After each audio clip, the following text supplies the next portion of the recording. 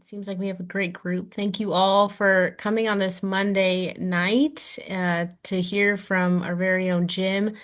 This is going to be a very great topic for all of us since we all get those fishy emails and maybe we don't know how to detect them. So he's going to teach us how to see with those eyes and how to help our congregants see them as well.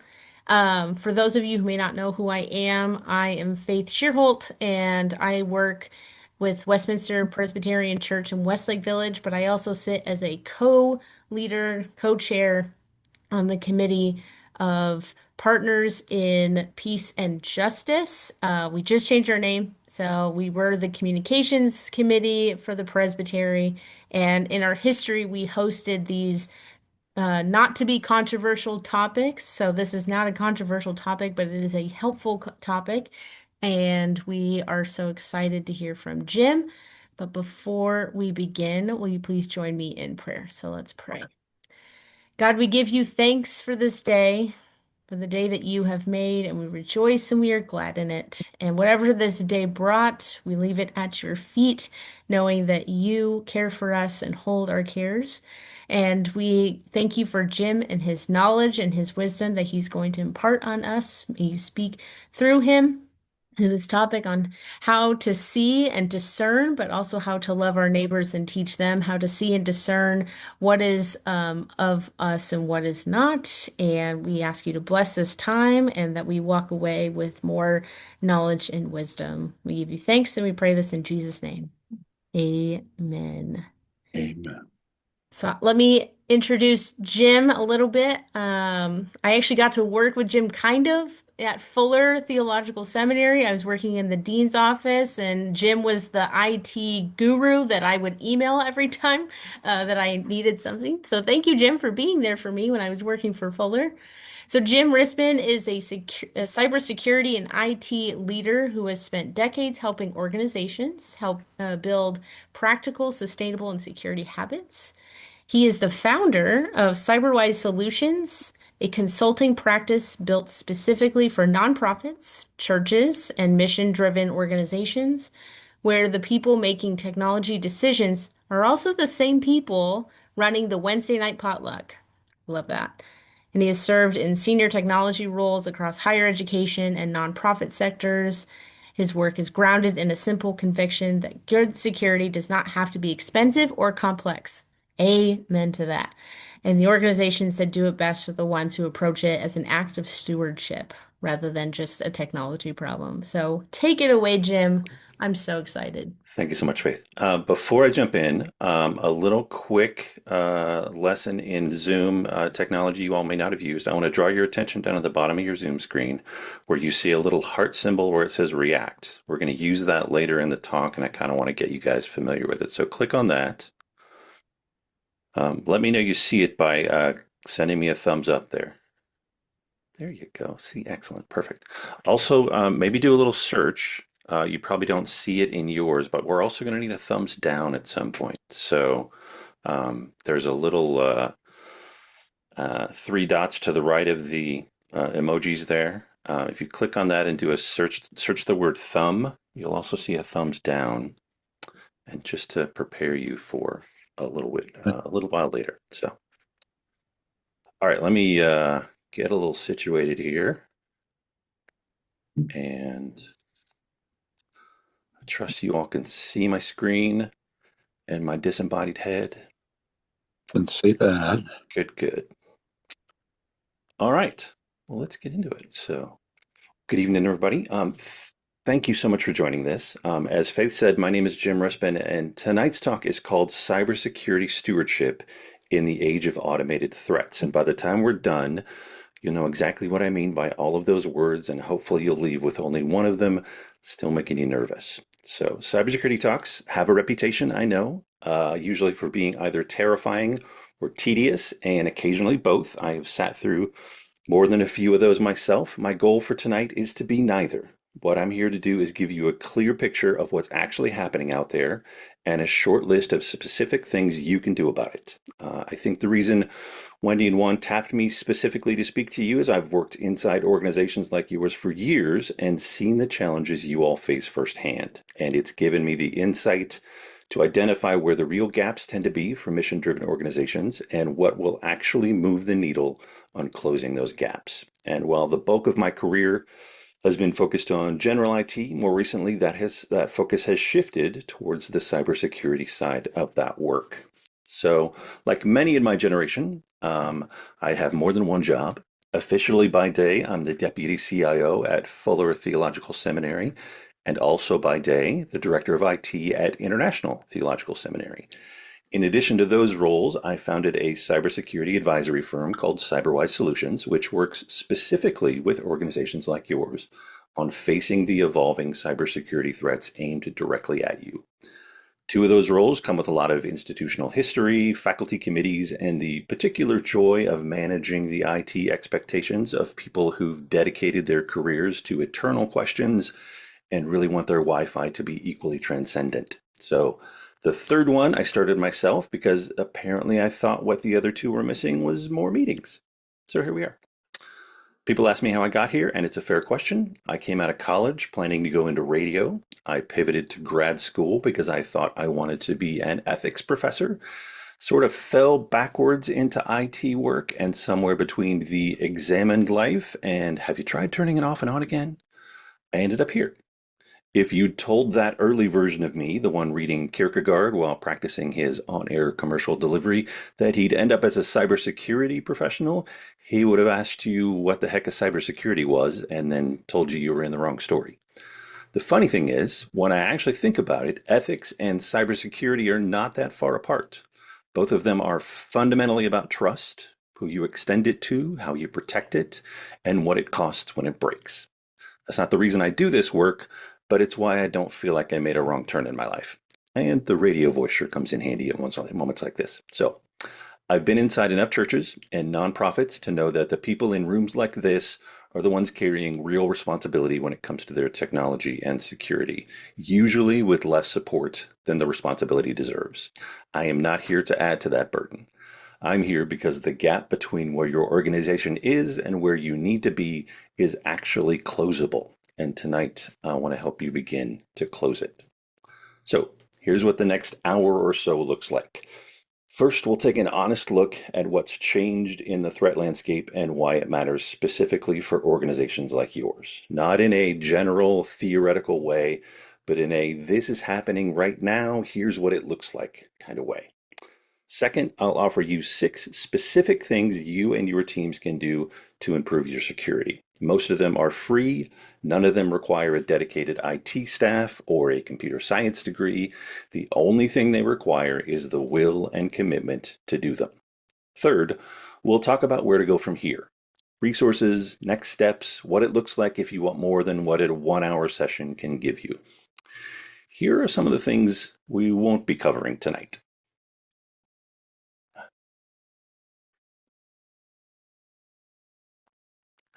Fundamentally, what I'm here to tell you is this. Your organization has a digital footprint. That's not news to you. But that footprint has real value, and the people who want to exploit it have gotten dramatically better at doing so. What I don't want to do is give you more fear, uncertainty, and anxiety. Fear makes people feel like the problem is too big to touch, so they don't touch it, which is exactly what the bad guys are counting on. Without a doubt, some of what I'll share will likely raise your blood pressure. I won't pretend otherwise, but by the end of this session, I promise you'll have some specific tools you can use to bring it back down. Just maybe not all the way since I can't account for your individual diet or exercise. All right, that's it. Sound good? Well, let's get into it. Before I start talking about threat landscapes, I want to try something. When you first hear the word cybersecurity, what comes immediately to mind? Don't say anything yet. Hold on to that word or phrase for a second, and when I tell you to, type it into the chat. Don't edit yourself, just go with the first thing that comes to mind and drop it in. I'll give you a few seconds to form it.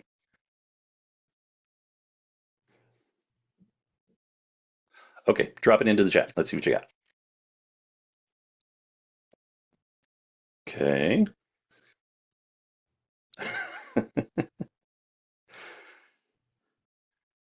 Okay.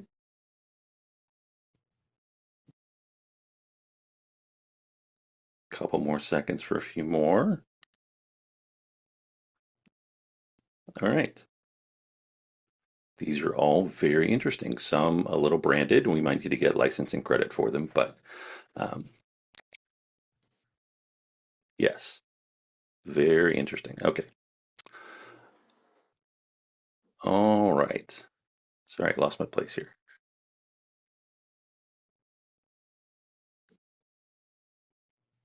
So, a lot of complicated, danger, spooky threats, um, all very standard responses, I think, for a lot of what people see. So, that's exactly why we're here, though. So, because most of these words describe how cybersecurity typically gets talked about, but not what it has to be. So, by the end of our time, I want you to understand that good cybersecurity, as I said, does not need to be expensive or complex. All right, let's start by painting a little bit of a scary picture. A few years ago, attackers were mostly playing a numbers game. Send a million phishing emails and see who clicks. The emails were easy to spot, bad grammar, weird formatting, a prince in Nigeria who really needed your help. Most of us have gotten pretty good at spotting and ignoring them. That was then. Here's what actually changed, and I want to be precise about this because the framing matters. First, as I said, your organization has had a digital footprint for years. Donor records in a cloud platform, giving processed through an online portal, staff communicating by email and messaging apps, financial processes running through electronic transfers. This is true for almost every church and nonprofit now, regardless of size. And it's genuinely good. It makes you more efficient, more connected, more capable. This is data that matters, and it's living inside the digital systems that, if compromised, could severely disrupt your ministry. So, your digital footprint isn't new. What's new is what's happening on the other end of it. Artificial intelligence has changed the threat side of the equation dramatically. It hasn't just made the attackers faster, it's removed the skill barrier entirely. The person who used to need real technical expertise to craft a convincing, targeted email can now have ChatGPT to write it for them in a matter of seconds. No expertise required. Generative AI has made it trivially easy to produce phishing messages that are grammatically perfect, contextually specific, and written in a tone that sounds exactly like someone your team knows. Even more, bad actors can generate convincing impersonations of people you trust, clone voices, fabricate documents, reference your organization by name. The volume, the plausibility, and the personalization of attacks have all increased and they are not leveling off. Wired magazine actually documented exactly this. Attackers using AI generated audio to clone a pastor's voice called his church's staff, posing as the pastor, and asked them to authorize a financial transfer, which they did. The voice was convincing enough that his staff believed it. The pastor didn't know it had happened until the money was gone. Not a hypothetical, not a cautionary warning of what might happen someday, a documented attack targeting churches right now. It takes 30 seconds of audio to clone someone's voice with AI. How many of you have your sermons or your pastors have their sermons online? And how many of those sermons are less than 30 seconds long? That's the environment we're operating in. There's one more piece of this, and for a long time it was actually the right answer. 5 years ago, being small and under the radar was a legitimate protection strategy. Security by obscurity, it was sometimes called. If you were a 200-member church with a part-time administrator and a shared Google Drive, you were probably not worth the effort of a targeted attack. That logic made sense because someone had to decide you were worth the limited time in their day to come after. That's not how it works anymore. Bad actors aren't choosing your organization specifically. They're running automated AI tools that crawl the internet, knocking on every door to see which ones are unlocked. Every organization with an email domain and an internet connection is on the list. Your size no longer protects you, but, and this is important, what kind of organization you are determines what happens when one of those AI bots finds your door unlocked. Because when an AI bot finds an unlocked door at a church or a nonprofit, What happens next has the potential to be so much more devastating than at any other organization. Not because you were chosen, but because of what they find when they get in. You have trust based cultures, which is ironically one of the things that makes you genuinely good at what you do. It's also something bad actors study and exploit deliberately.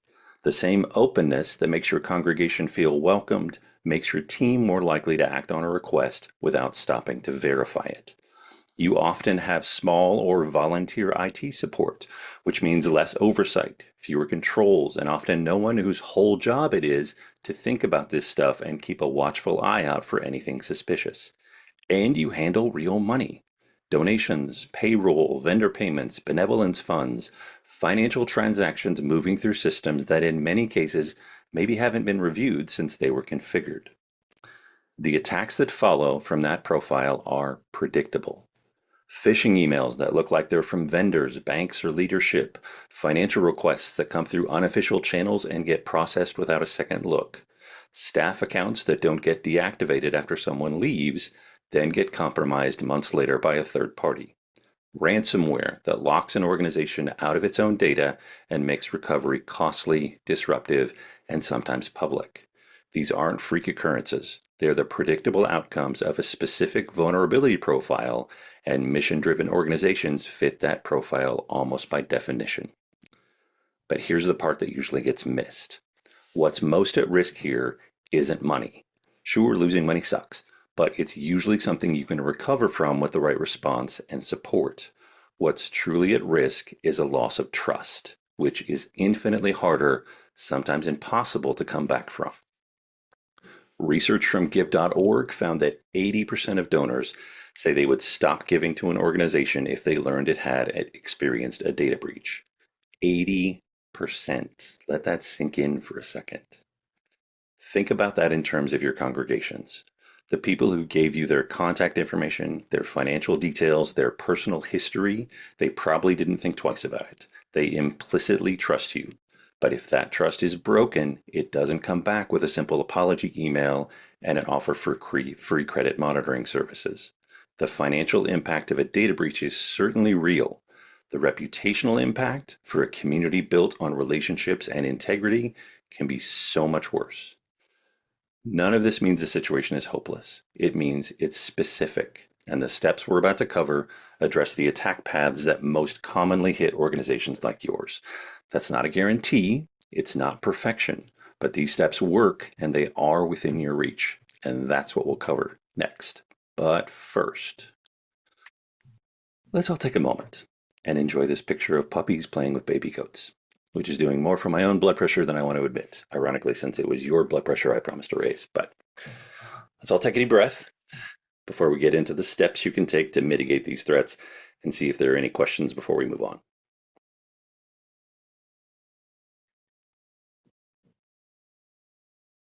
I know I hit you with a lot, so it's okay if you don't have any questions right now. Okay, let's get to the good stuff. Just one housekeeping note about questions. I will try to keep an eye on the chat as we go. So if a question comes to you while I'm talking, drop it in there and I'll either address it in the moment or we'll get to it during our Q&A. Don't feel the need to wait until the end though. In fact, I encourage you to act on them as they occur to you, since better questions tend to surface in context anyway. So don't hold back. All right, before we dive into the steps, I want to get a read on the room. Quick disclaimer before we start. In my experience, most organizations answer no to at least some of the questions I'm about to ask. So if that turns out to be you, just know you're in very good company. That's not a failure. It's exactly why we're here. So just bring as much honesty as you can muster. Nobody's keeping score, and the more accurate the picture, the more useful the next 40 minutes will be. So I'm going to read 7 statements. For each one that's true of your organization, drop a Y for yes into the chat. If it's not true, drop an N for no. You ready? All right, 1. Your church email has multi-factor authentication turned on.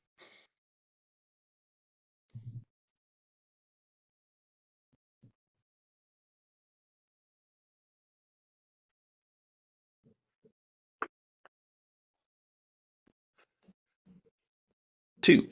You have a written policy for authorizing financial transactions.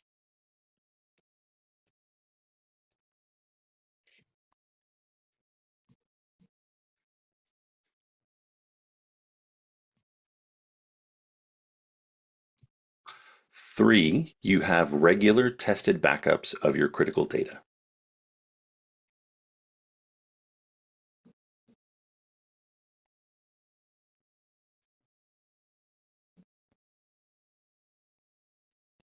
4, your staff have had any kind of phishing awareness training.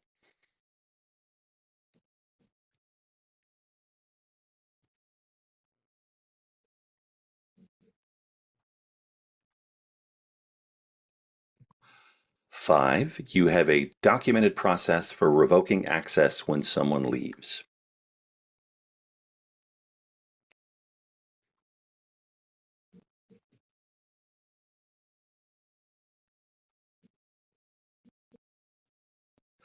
6, you have a written incident response plan.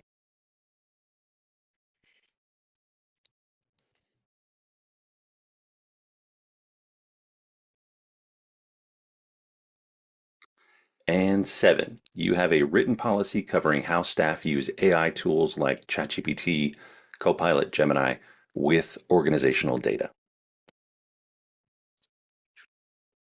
I figured I'd see a lot of ends on that last one. Okay, I'm seeing a fair number of ends across the board, which, as I said, is completely normal and exactly why we're here. The whys are great. And by the time we're done today, I'm hoping all of you feel like those ends are a little more within your reach. All right, we are through the hard part. Here's the part I really enjoy. 6 specific tasks, none of which require a dedicated IT staff, a big budget, or any technical background. Some will take you and your team 10 minutes, some maybe a little longer. Let's get into it. I want to start here because this is the single highest impact thing almost any organization can do to improve their security. It's almost always free, and yet so many folks still haven't done it. Multi-factor authentication. You'll hear it called MFA or two-factor authentication or 2FA, is the security feature that asks you to verify your identity a second way when you log in. Usually it sends a code to your phone or you use an authenticator app like Google Authenticator or Authy. You've almost certainly seen some form of it. Banks use it. Google uses it. With any luck, you're using it in your personal digital life as well. And spoiler alert, if you're not, you absolutely should be. The question is whether you've turned it on for your organization's accounts. I'm talking about your church email, your donor management system, your accounting software, your social media accounts, your cloud storage, any account that sits between a threat actor and your data, your money, or your congregation's trust. Here's why this matters so much right now. Despite the rise of AI bots and other sophisticated tools I was mentioning earlier, still the most common way organizations get compromised is through stolen passwords. Someone at your church reused a password from another account that got breached.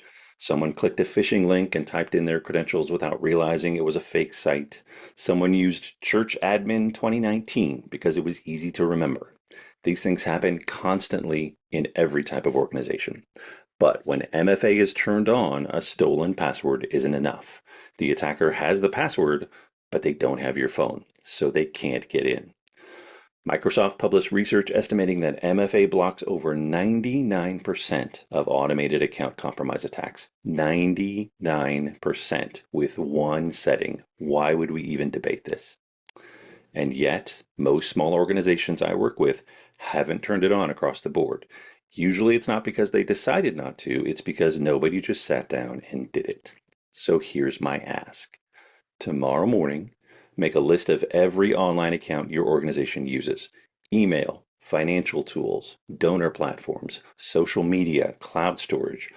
Pull up the security settings on each one and turn on MFA. If it offers an authenticator app option over a text message, use the app. It's more secure.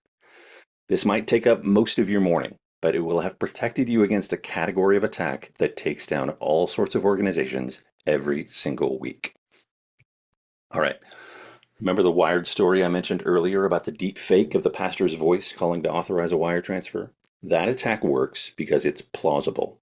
The person receiving the call has no reason to be suspicious. It sounds like their pastor. It's a reasonable request. They want to be helpful, so they approve it. But there is a simple, low-tech, free fix for this, and it has nothing to do with technology at all. It's called a verbal verification protocol, and here's how it works. Step 1. Your organization decides that any request to move money, any transfer, any payment outside of normal vendor invoices, any request that comes in by email, voicemail, or even a phone call you didn't initiate requires a separate verification step before anything moves. Step 2. The person receiving the request calls back the requester to confirm. Two things matter here. First, they need to call on a number you already have on file, not the number that called you, not the number provided in the request, the number in your contacts. This defeats AI voice cloning because while the attacker may have spoofed the call, your return call likely goes to the real person who probably has no idea what you're talking about. Second, for any significant financial transaction, a reasonable threshold is any transfer over $500 or anything outside your normal recurring operations requires sign off from a second person in your organization before it goes through. This addresses the scenario where the requester's own phone or account has been compromised and calling them back would actually reach the attacker. A second human in the loop breaks that chain. One more thing on this. Be aware that text messages can be spoofed. It is possible to send a text that appears to come from a number you already know, including your pastor's cell phone. So if you get a financial request by text and you're going to verify it, the verification has to be a voice call, not a text reply.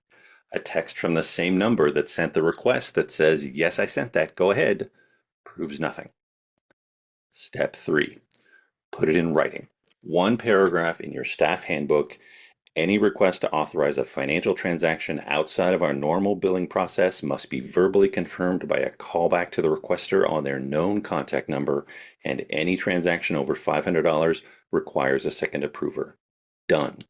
The policy doesn't need to be long, it just needs to exist. Now you might be thinking, my team would never fall for something like that, but I gently push back. The people who fell for the attacks in that Wired article weren't naive. They were helpful. They were busy. The call came at a moment when their guard was down. The voice was convincing and the request seemed urgent. And urgency is a tool bad actors use on purpose. Legitimate requests can wait 60 seconds for a callback. Fraudulent ones will push back against that delay because delay is what kills the scam. All right, let's put this to the test. I know you're already primed for this, so it's not entirely fair, but do your best to put yourself in the mindset you were in before you joined this session. I'm going to give you a situation. You tell me what you do. Use your Zoom reactions, thumbs up if you think it's fine to proceed, thumbs down if something's wrong. Remember, you're all pastors, or some of you are, so you have to be honest.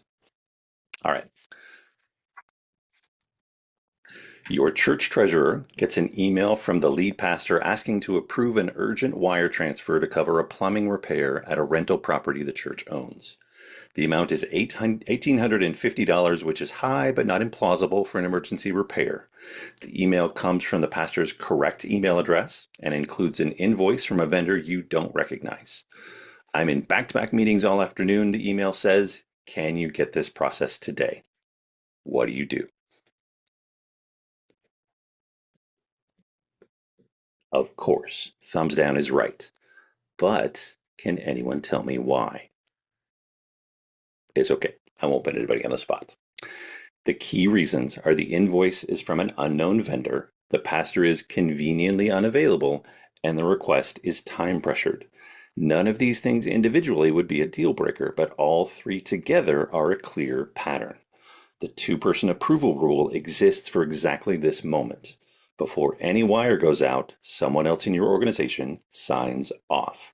Not because you distrust the pastor, because even if the pastor really did send this, one set of eyes on a nearly $2,000 transfer to a vendor you've never paid before is not enough. A 30-second phone call to confirm the vendor and the need would either validate the transaction or expose a fraud, and that's the whole protocol. The rule isn't to assume bad faith. The rule is for any financial request that breaks from normal process, adding one more human before the money leaves your account provides significant protections. Sorry, let me glance at this question. Oh, actually, since the session is being recorded, no need to take notes. You can just sit back and enjoy. Okay. I am certain everyone here has heard the term ransomware. Ransomware is exactly what it sounds like. Attackers get into your systems, encrypt your files, and leave you a message. If you want your data back, you'll need to pay for it. Your donor records, your giving history, your financial data, your communications going back years, all of it locked. The reason it's so devastating is not just that your data is held hostage, it's that most organizations have no other copy of it anywhere. The leverage is absolute because there's no exit ramp. Backups are your exit ramp. A good backup strategy means that if someone encrypts your files tomorrow, you lose a day of work, maybe a week in a worst case, but not everything. You restore from your last backup, you move on, and you do not pay the ransom. Here's what a basic backup plan looks like for an organization your size. First, identify what matters. Donor records, financial data, giving history, key ministry documents, the stuff that would hurt if it disappeared. Not every file on every computer, just the critical data. Second, back it up in two places automatically, like a dedicated cloud backup service and a local network backup server. This is often called the 3-2-1 rule. 3 copies, 2 different media types, one of them off-site. You don't have to memorize the name, just remember 2 places, ideally neither of which depends on a human remembering to plug something in. Before we get to step 3, let me call out a few things. That last point about not depending on a human to remember to plug something in is worth unpacking a little more. Any backup strategy that relies too heavily on a human to take an action, connecting a drive, running a sync, remembering to do the thing, will eventually fail. Not because your people are careless, but because people are human and human processes break down at the worst possible moment. The ideal backup is one that happens without anyone ever having to think about anything at all. Automation is the standard here, not the advanced option. Next, a quick note on cloud storage, because this one comes up often. Storing your files in Google Drive or OneDrive or Dropbox is not the same thing as having a backup. Cloud Sync is excellent for protection against hardware failure. If your laptop dies, your files are still there, but it doesn't protect you against accidental deletion that syncs across all your devices, against ransomware that encrypts your files and syncs the encrypted version to the cloud, or against account compromise that locks you out entirely. A backup is a separate copy that isn't connected to your live environment. Cloud Sync is not that. You need both. And one final consideration. If your donor database, your giving platform, or your accounting software lives entirely in the cloud, which for many of you it probably does, don't assume the vendor is handling your backup needs. Most reputable platforms maintain their own backups, but those exist to restore their service, not necessarily to hand you your data back in a usable format. Export a copy of your critical records, donor lists, giving history, financial data on a regular schedule and store it somewhere you control. A weekly, monthly, or quarterly export takes 20 minutes and means you're never entirely dependent on a third party for access to your own information. And now the third, and arguably most important step in our backup plan. Test your backups.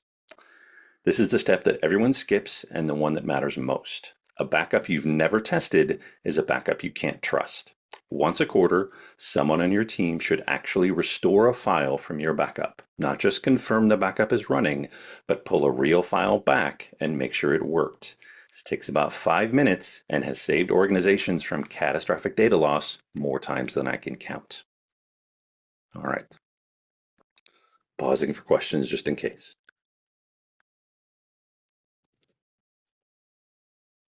Okay.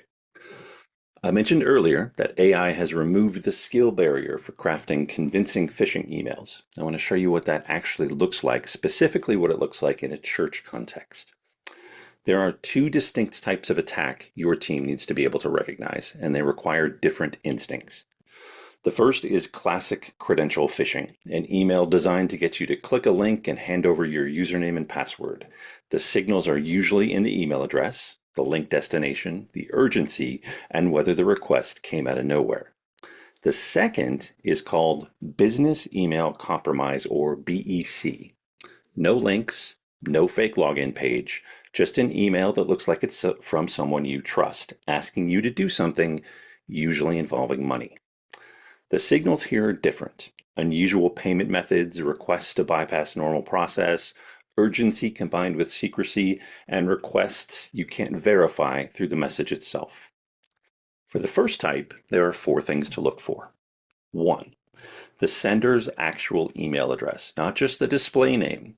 The email might say it's from your bank, but if the address is something like alerts@secure-banking-verify.net, that's not your bank. Always check the full address. 2. Check the links before you click them.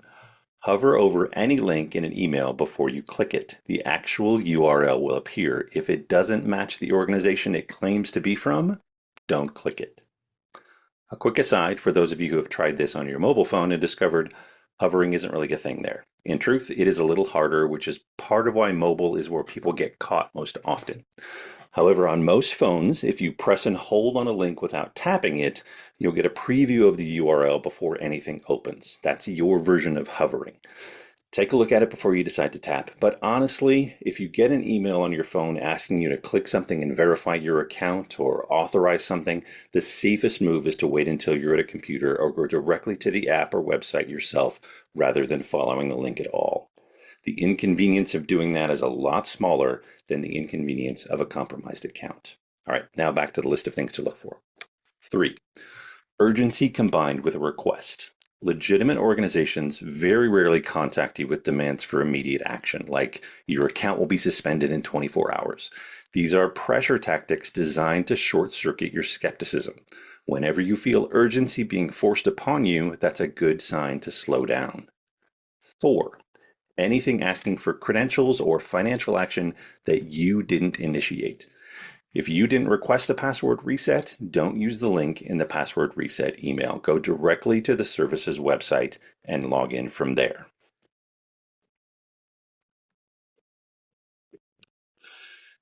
For BEC, the signals are a little different. First is an unusual payment method, especially gift cards. No legitimate organization uses gift cards to pay for anything.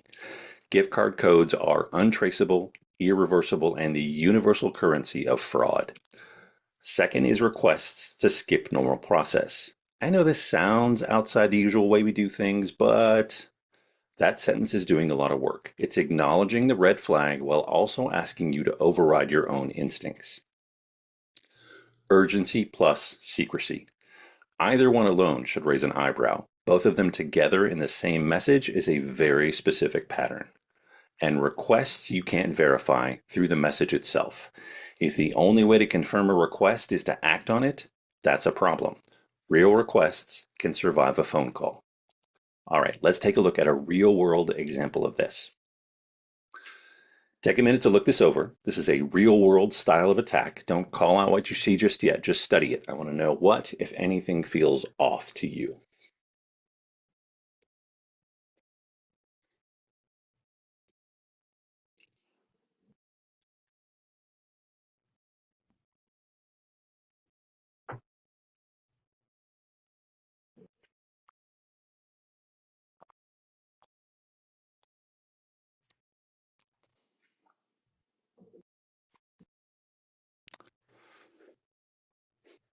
As you're ready, start to drop your observations in the chat.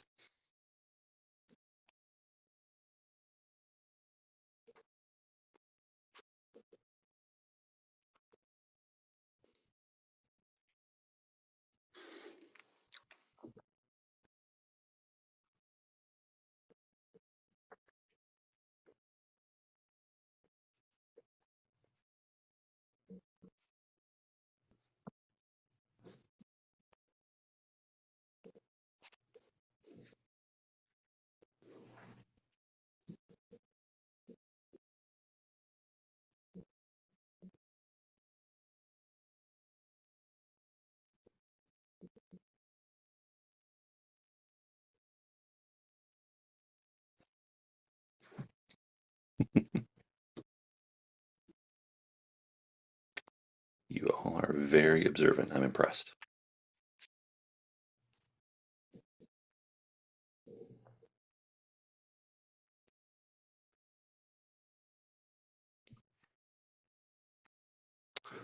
All right, very good. Let's go through these all together. There are 7 flags in this email. Let's walk through each one. Flag number 1 is the sender domain. Look carefully at where this email is coming from. The recipient's address, the real church domain, reads gracepointcommunity.org. The sender's address has a lowercase l where the lowercase I should be. In most email clients, especially in sans serif fonts, those two characters are nearly identical. You could read this email a dozen times and miss it, and that's the point. Flag number 2, as some of you called out, is unavailability as a pressure tactic.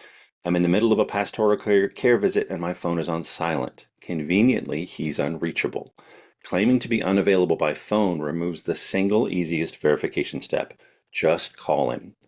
Genuinely urgent situations from a pastor would typically include a way to reach him, not a reason why you can't.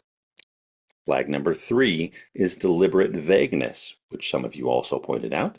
I'd rather not put the details in writing. That sounds like pastoral discretion. It's engineered to prevent logical follow-up questions. If you can't ask what the situation is, you can't evaluate whether the request makes sense. Flag number 4, as some of you pointed out, is the payment method. Google Play gift cards. I cannot stress this enough. Google Play gift cards are never used to address a housing crisis. A real housing need gets met with a check to a landlord, a direct payment to a utility, a referral to a community resource. Gift card codes are the payment method of fraud, specifically because they're untraceable and irreversible. By the time you realize something's wrong, the codes have been redeemed and the money is gone. Flag number 5 you didn't catch, but it's flattery. You've always been so faithful in situations like this. That compliment lands just before the ask. It's not an accident. Telling someone how faithful and trustworthy they are makes refusing the request feel like a betrayal of that relationship. It's a manipulation technique, and it works because the flattery feels real. Flag number 6, some of you did catch, is the secrecy instruction. Please don't mention this to anyone else on the staff just yet. This is the flag I want you to remember most. Legitimate requests from leadership do not require staff to hide them from other staff. The instruction to keep something secret isolates you from the colleagues who might otherwise notice that something seems off. It removes the second set of eyes, and that's exactly why it's there. Flag 5 and 6 together are a direct exploitation of what I described earlier, your trust-based culture. The same thing that makes your congregation feel welcomed and cared for, the assumption of good faith, the willingness to help quietly, the respect for pastoral authority, is exactly what this email is designed to weaponize. This isn't an accident. And finally, flag 7 is the deferred explanation. I'll explain everything this afternoon. The promise of an explanation that never has to arrive. By the time this afternoon comes, the codes have been redeemed and the explanation is irrelevant. All right, this is the reference slide. 7 flags, 7 short explanations. This is what a one-pager for your staff looks like, something they can keep at their desk or save on their phone. The reason I wanted you to experience that exercise rather than just hear me describe the signals is that spotting phishing is a skill you need to develop. It's not a skill any of us were born with. But even then, you can know every flag I just named and still fall for it if you're tired, distracted, or moving fast. The people who get it right consistently are the ones who have the built-in habit of slowing down. How do you build that habit across your team? Well, 3 things. First, a 15-minute conversation where you walk through these signals together. Second, a written one-pager they can reference. And third, a culture where it's okay, even encouraged, to slow down and ask someone before responding to something suspicious. That culture piece matters more than people realize. I've worked with organizations where people felt embarrassed to ask if an email was legitimate because they thought they would look stupid or naive. Create the norm that asking is smart. Hey, I got this from what looks like Pastor David's email. Does this seem right to anyone? That question, asked and answered, has saved organizations. There are also free tools you can use to run a harmless phishing simulation on your own staff. Send them a fake phishing email and see who clicks. Then use the results as a teaching moment, but not as a performance review. We've used KnowBe4 at Fuller for years, and they offer a free phishing security test for up to 100 users, no sales call required. GoFish is a little more complicated, but is free and open source if you have someone who can run a basic self-hosted setup. Seeing your own results makes it real in a way that a presentation never quite can. All right, pausing for questions again.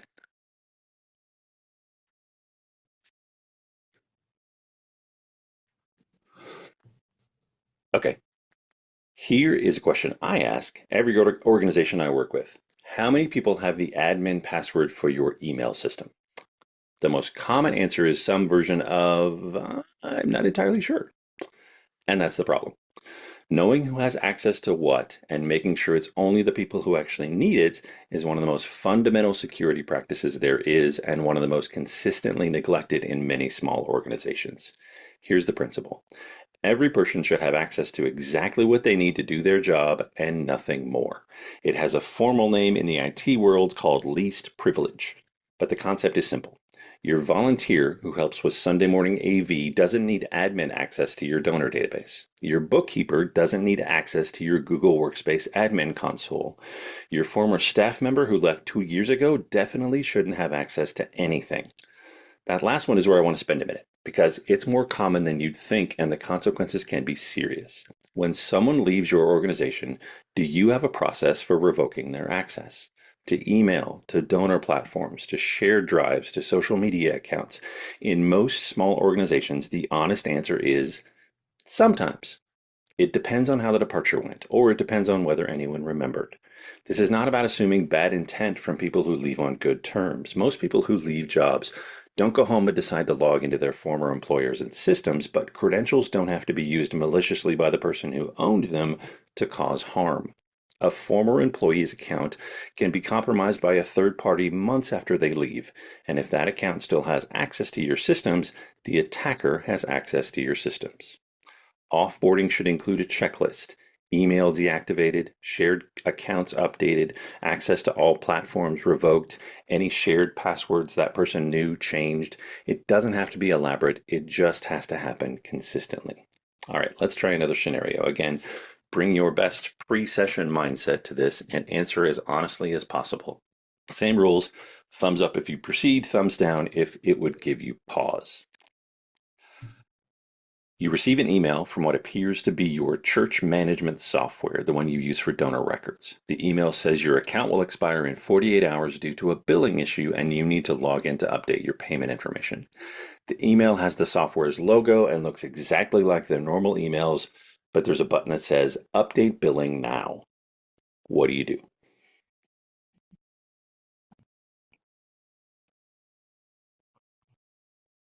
You guys are primed for this. I'm giving you easy ones. Again, thumbs down is right.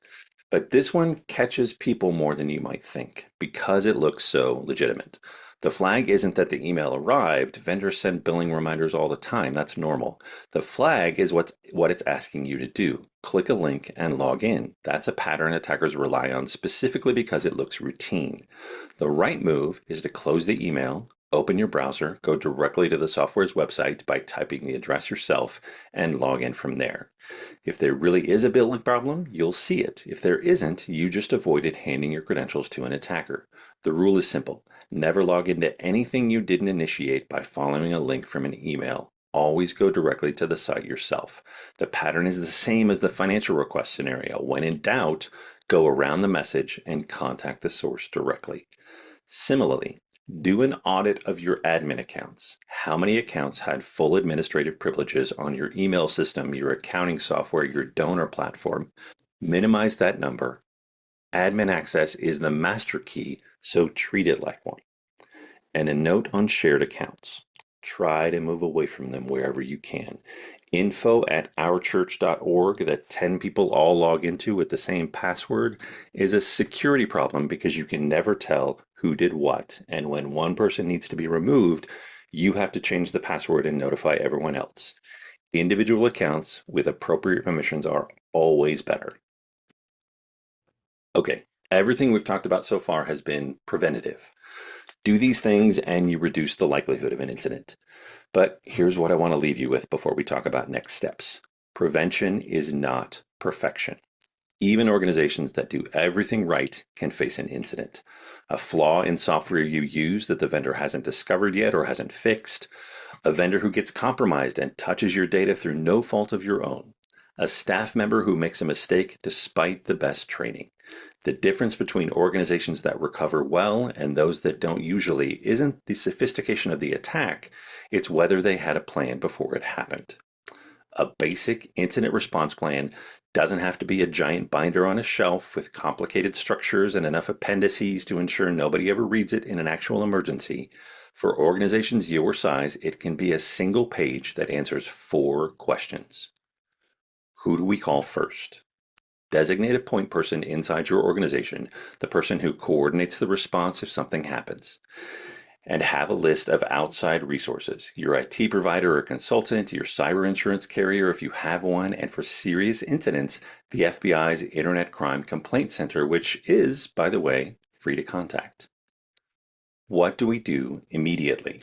The most common first steps are disconnect the affected device from your network, pull the Ethernet cable, turn off the Wi-Fi, change passwords on accounts that may be compromised, and notify your point person. However, resist the urge to just shut down the affected computer and definitely don't try to fix it yourself before you've gotten advice. Rash action or well-meaning cleanup can destroy evidence and make recovery harder. What do we tell people and when? If donor data is involved, you will likely have legal notification requirements depending on where you live. Know this before it happens. Your insurance carrier and a lawyer can help you understand your obligations. The worst time to figure out your communication plan is during an incident. And finally, how do we get back to normal? This is where your backups come in. Know where they are, know how to use them, and know who's responsible for the restoration process. This is also a great time to mention cyber insurance. If you don't have it, I encourage you to look into it. It may be more affordable than you realize. The cost for small nonprofits has come down significantly and the coverage has gotten better. A good policy will cover forensic investigation, legal fees, notification costs, and in some cases lost income. It won't prevent an attack, but it will change your financial exposure dramatically if one happens.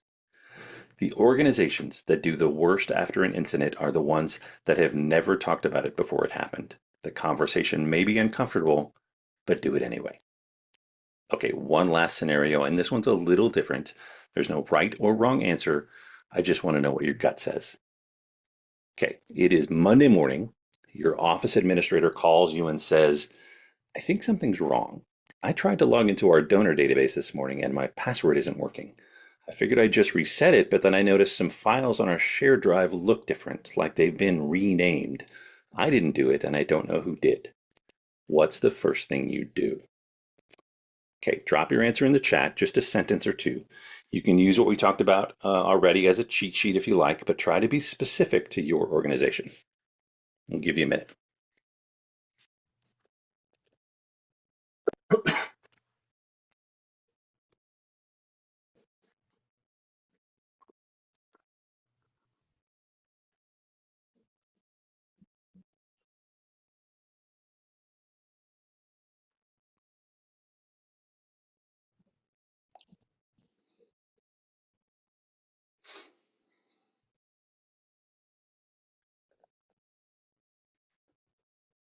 I see some folks are paying attention, drawing on what we already talked about. Well done.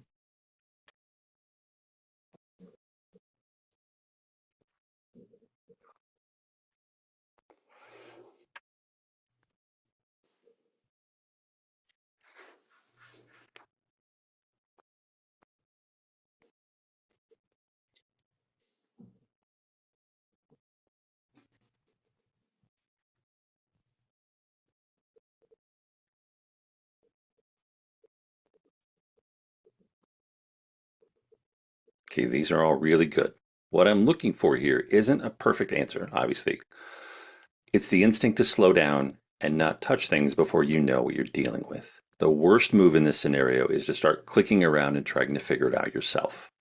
The renamed files are a potential indicator of ransomware staging. The right first steps Disconnect that computer from the network, call your IT person or consultant immediately, and don't log into any other organizational accounts from that device until you know what happened. A written incident response plan means those decisions are already made before the crisis lands. You're not figuring out what to do while your hands are shaking. You're following a list. That's the difference between a team that recovers in days and one that's still piecing things together months later. All right, I want to add one more bonus tip that didn't make the numbered list, but it's too important to skip. And honestly, you didn't think we'd actually make it all the way through this without mentioning the biggest elephant in the room since we all had to become overnight Zoom experts in the spring of 2020, did you? All right, I hate to be the one to break this to you, but your staff is already using ChatGPT or Gemini or Claude. Even if you haven't explicitly said anything about this, assume it's happening because it is. This is not a condemnation. These tools are genuinely useful, but there are things your team needs to know before they use them with organizational data. Do not put sensitive information into a public AI tool, especially one you haven't paid to use, and maybe not even then.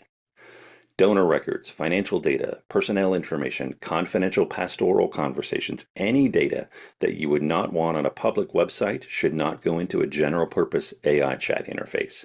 Most of these tools in their free consumer versions can use your inputs to improve their models, and you don't control where that data goes. This is especially relevant for staff who are using AI to draft communications. For example, help me write a follow-up email to our major donor, John Smith, who gave $15,000 last quarter, is not a prompt you want to put into a public tool with that donor's name and giving history attached. The solution is not to ban AI tools. That's both impractical and counterproductive. The solution is a one-paragraph policy that says use these tools for general tasks only. Never include donor names, financial figures, personnel information, or anything you'd consider confidential. That's it. One paragraph, post it somewhere visible, and talk about it with your team regularly. The organizations that have this policy written down are the ones that actually enforce it. The ones that haven't written it down are the ones where a well-meaning volunteer is drafting the stewardship letter with giving histories pasted into ChatGPT right now. A written policy isn't bureaucracy, it's the difference between awareness and practice. So, 7 steps. Multi-factor authentication, a verbal verification protocol for financial requests, automated backups in 2 places, tested and isolated, phishing training that covers the new threats, access management and offboarding discipline, an incident response plan you've actually written down, and a brief policy on AI usage for your team. If you do all of these things, your organization will be in better shape almost immediately. But I want to close with something honest. Earlier, I talked about how being small and under the radar used to be a reasonable protection strategy. Security by obscurity. Organizations that didn't look interesting often weren't targeted. That logic made sense for a long time, and I don't think anyone who relied on it was being naive. But the world has changed. Security is not a project. It's not something you do once, check the box, and move on. It's an ongoing practice of stewardship because the threat landscape keeps moving and will keep moving. What's sufficient today will need to be revisited over and over again. Security by obscurity had a good run, but that's over now. What replaces it is treating this the way you treat the rest of your regular operations. Not something you handle once and put away, but something you tend to regularly. That's not meant to discourage you.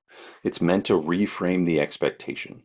You're not trying to achieve perfect security. You're trying to build good habits and a culture that takes this seriously so that when something new emerges, and something new will always emerge, your organization is positioned to adapt.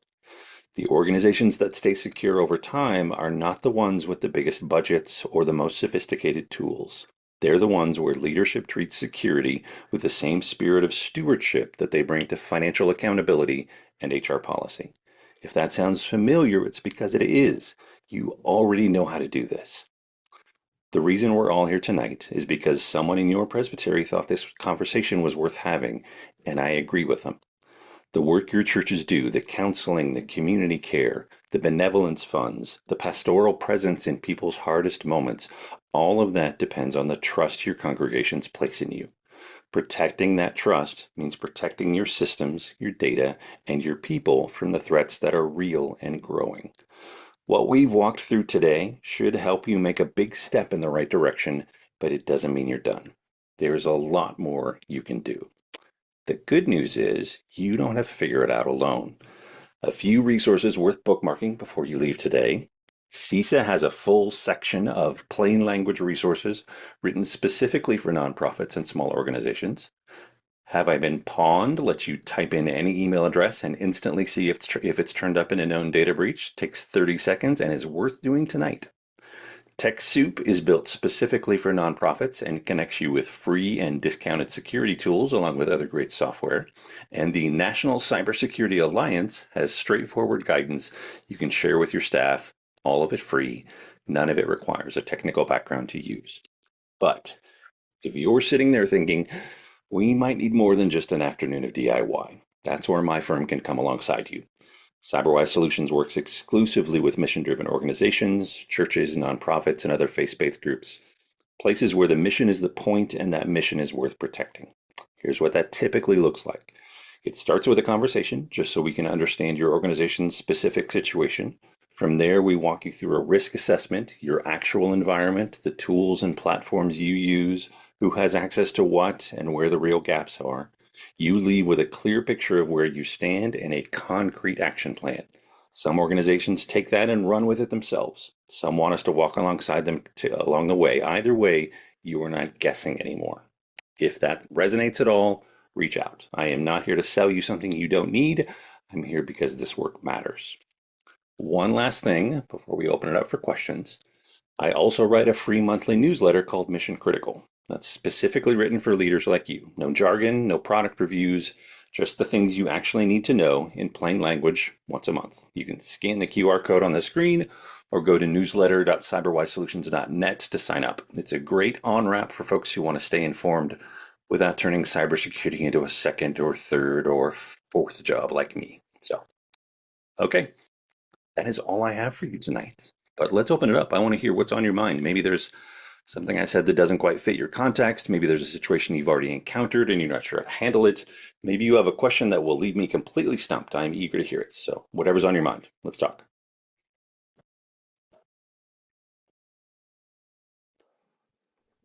Jim, someone just put something in the chat, a question in the chat. Feeling on Windows 11 security, do you need it? I'm not sure I quite understand your question. I will say this, if you're running Windows 10, you should actually upgrade to Windows 11 because Windows 10 is no longer supported by Microsoft. So any security flaws that happen in that operating system won't be fixed going forward. So if you're running Windows 10, please, please, please upgrade to Windows 11 as soon as possible. So I think, David, it depends on what you mean by additional security. Just for the computer itself, as long as you're keeping your computer patched with the software that the operating system company, whether it's Apple or Microsoft, or if you're a Linux user, as long as you're keeping it patched as those patches are released, don't wait on those. Don't delay on those. You can wait on major operating system upgrades, going from like back in the day, Windows 10 to Windows 11 when it was early, or the latest version of the Apple operating system that comes out every fall. I usually encourage folks to wait 2 or 3 months for major revisions. But if there are minor patches that get released, yes, please do install those as quickly as possible.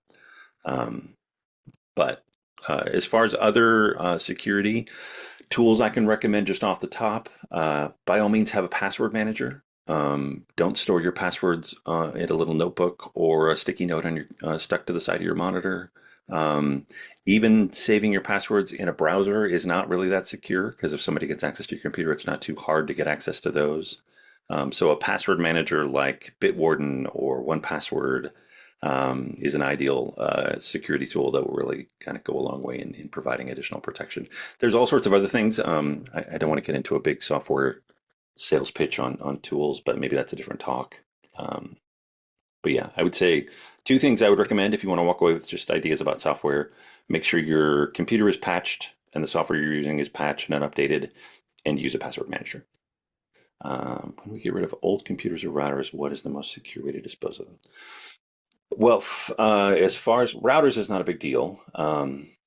Although unless you're replicating the admin password you use on your new router that you used on your old router, then in those cases just reset it back to factory specs. Usually there's a reset button on the back of the router. Same with computers. I would there's all of them have a function to sort of prep them for either sale or disposal that will basically wipe the computer completely of all your data and reinstall the operating system. I could stop sharing my screen here. Um, so in that case, it takes it back to factory specs, wipes out all your data, which even if you're not selling it, if you're just disposing of it through e-waste, which you should be doing responsibly through an e-waste disposer and not just throwing it in the trash, you still want to do that because we've had situations at Fuller, for example, where something was in our e-waste pile and somebody reached out to us months or years later to say, "Hey, I just got this computer from somebody who sold it to me used on eBay, and I need to unlock it." So um, you don't really know where your computer ends up after you dispose of it through an e-waste or an electronic waste service. So yes, by all means, you should reset it back to factory specs by using the wipe function of the operating system, whether it's Windows or Mac. Other questions, thoughts, snarky comments? I'll take them all.